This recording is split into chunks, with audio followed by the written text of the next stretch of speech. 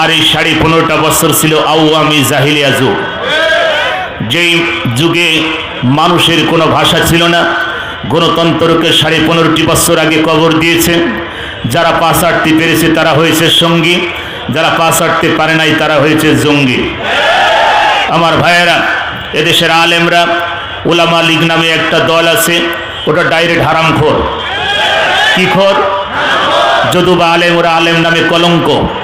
যারা এই দেশে আওয়ামী লীগের সাথে যুক্ত হয়ে দেশটাকে ধ্বংসের পায়তারা করেছিল, এদেশের বিরুদ্ধে যারা ষড়যন্ত্র করেছিল, আমি একটা কথা আপনাদের ডোমারবাসীকে জানিয়ে দিতে চাই।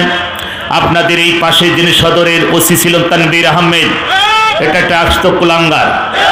এর জন্ম কোনো সমস্যা ছিল? কথা বলেন। একে আমার ভাইয়েরা, আপনারা নাকি শুনেছি স্বাধীনের ভিতরে আপনারা তাকে মারছেন, তোই মারা হয় না, একটা জিন্দা কবর দিয়ে দিতে হতো, কারণ এটা মানুষ ছিলেন, এটাও মানুষে পরিণত ছিল। কথা ঠিক না? অনেক হারামখোরের দলেরা কি জন্য একটা তাকে উপহার দিয়েছিল, সেটার জন্য খালি লাফালাফি ট্রেডিং বিডিং করতেছিল।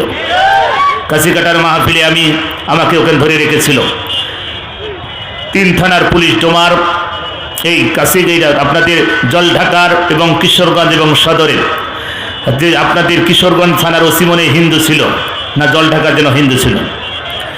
তিনি খুব ভালো ব্যবহার করেছে, অমুসলিম তিনি ভালো ব্যবহার করেছিলেন। আর ওই হারামখোর খালি লাফালাফি করতেছে, বলছে মুফতি আমির হামজাকে গ্রেপ্তার করতেই হবে। আমার ভাইয়েরা, 2024 সালে 5 আগস্টের আগ পর্যন্ত 90% ওসি ছিল ডাইরেক্ট হারামখোর, 10% ওসি ছিল ভালো, আর 60% পুলিশ ছিল ওই লেডিস ফিরাউনের পক্ষে, আর 40% পুলিশ ছিল সাধারণ মানুষের পক্ষে। বর্তমান এখন থানার পুলিশ, ওসি, ডিসি, এসপি এখন আলহামদুলিল্লাহ সবাই এখন ভালো। কথা বলে ঠিক না? 2024 সালে 5 আগস্টের কথা বলতেছি। ওই সময় 60% পুলিশ ছিল ফিরাউনের পক্ষে, আর 40% পুলিশ ছিল সাধারণ মানুষের পক্ষে। কিন্তু বর্তমান পুলিশ প্রশাসন আলহামদুলিল্লাহ এখন ভালো। কথা বলে ঠিক না? আমার ভাইরা, ডোমারের ভাইদেরকে আমি বলে যাই, ইসলাম বিদ্বেষী, কোরআন বিদ্বেষী যারা, ওরা দুনিয়াতে ওদের জায়গা হবে না, আমার আল্লাহর কাছেও জায়গা হবে না। কথা বলে ঠিক না? যারা 5 গোলাম ছিলেন, তওবা করে ফিরে আসেন। 1971 সালে পাকিস্তানের দোসর এবং রাজাকার বলা হতো বাংলাদেশ জামাত ইসলাম ছাত্র শিবিরকে। কথা বলে ঠিক না? আমরা ইতিহাস পড়েছি, জানি না ওই সময় জামাতের কোন নেতা পাকিস্তানকে সাহায্য করেছিল। আমাদের এতটুকু জ্ঞান নেই এবং আমাদের ইতিহাস এতটুকু পড়া নেই, কিন্তু মিথ্যা অপবাদ দিয়ে জামাত ইসলামকে পাকিস্তানের রাজাকার তারা বলেছে। কথা বলে ঠিক না? আমি বলি, সেই সময় 1971 সালে যদি পাকিস্তানকে যদি একটু সাহায্য করেই থাকে, যদি রাজাকার হয়ে যায়, আমার দেশের তরুণ ছাত্র ছাত্রী রক্তের বুকে বা যারা রক্ত বের করেছে, আবু সাঈদের বুকে যারা গুলি চালিয়েছে, মুগ্ধকে যারা হত্যা করলো, এদের স্বাধীন করার জন্য যতগুলো সন্তান বুকের তাজা রক্ত দিল, আর এই স্বাধীনের বিরুদ্ধে যারা ষড়যন্ত্র করেছিল, ওরা হচ্ছে বাংলাদেশের আসল রাজাকার। কথা বলে ঠিক না? ওরা হচ্ছে বাংলাদেশের না, ওরা ভারতের রাজাকার।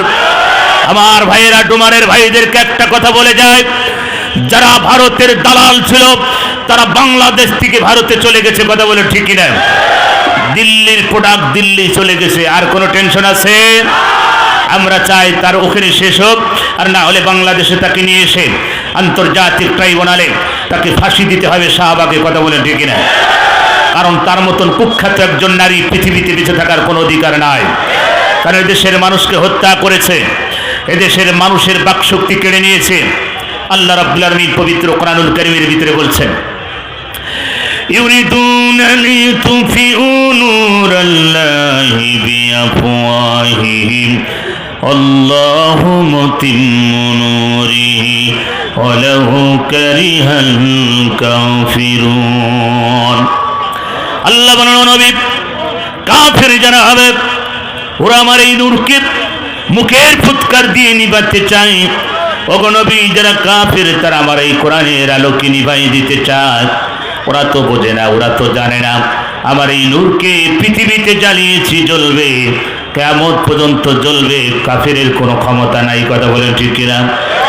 ও নবী, যারা কাফের তারা আমার এই কোরআনের আলোকে নিভাই দিতে চায়। ওগো নবী, তাদেরকে জানান আমার এই কোরআনের নূরকে নিভানোর সম্ভাবনা আমি পৃথিবীতে জ্বালিয়েছি, জ্বালাবো, কাফেররা যতই ষড়যন্ত্র করুক আর যতই মন খারাপ করুক, যাই করুক না কেন, যত চক্রান্ত করুক, কোনো কিছু লাভ হবে না। আমার এই নূরকে আমি জ্বালিয়েছি, জ্বালাবো, আর আমার এই নূরকে যারা নিভাতে চায় ওরা হচ্ছে কাফের। চিল্লায় বলেন ওরা কি? 15.5 বছর কোরআনের মাহফিল যারা বন্ধ করেছে, এই ডোমারের মাহফিল যিনি আসতে দেয় নাই, আমার ভাইয়েরা এই নীলফামারীর মাহফিলে মুফতি আমির হামজাকে যারা বাধা দিয়েছে, সম্মানিত ভাইয়েরা আমার, বাংলাদেশে যারা আজকে কোরআনের মাহফিলগুলো বন্ধ করে দিত, অনুমতির সিস্টেম চালু করেছিল, ওরা হচ্ছে আল্লাহর ভাষায় টাটকা কাফের। ওরা কি?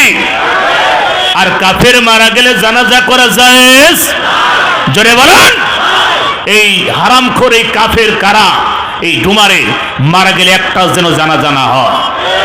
কথা কি বুঝতে পারছেন আমার ভাইরা? কাফের জানাজা করা 100% জায়েজ। তাহলে কোরআনে যারা বাধা দেয় ওরা কি? তাহলে এতদিন যারা কোরআনের মাহফিল বন্ধ করেছে ওরা কি? আর এই কাফের মারা গেলে ওদেরকে পোড়াতে হবে শ্মশানে। আমার ভাইয়েরা, আর একটা যেন কেউ মাথা উঁচু করে দাঁড়াতে পারেন, মাথা কাদার ভিতর চেপে ধরবেন। কথা বলে ঠিকই না? 15.5 বছর ওই হারামখোরের দলেরা দেশটা তার বাবার সম্পদ মনে করে ভক্ষণ করেছে। কথা বলেন।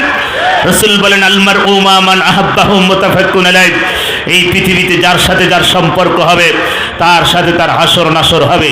ওই হারামখোরের পক্ষে নিয়ে যদি কেউ কথা বলে ওটাও ডাইরেক্ট হারামখোর।